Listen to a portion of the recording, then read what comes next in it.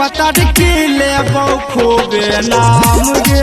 एक बारी चीखे दे पतर की ले खूबे नाम गे। आगे देखा के अपन चढ़ल जवानी लागे छले भी जान गे। एक बारी चीखे के पतर की तले खूबे नाम गे। एक बारी चीखे में पतर की तले खूबे नाम गे।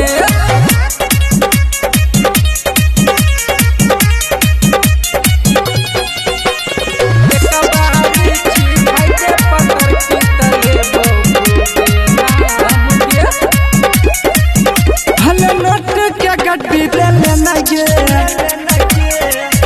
हम मांगे छियो तो तू दे देना गे। तोरा जब से देखलियो वादा छियो गे तहर देखी के दुनो फिदा छियो गे। चढ़ल जवानी के प्यास बुझाइले हमारा से सुबह शाम गे।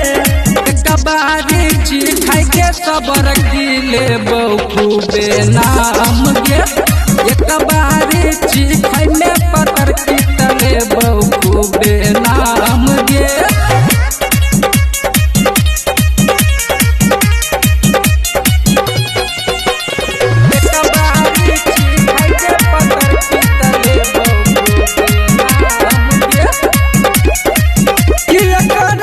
जाने तुम नानू गे तन छुए दे अपन खजाना नु गे। किया भागे छी हमरा से दूरी तू गे। किया बुझाई न छी मजबूरी तू गे।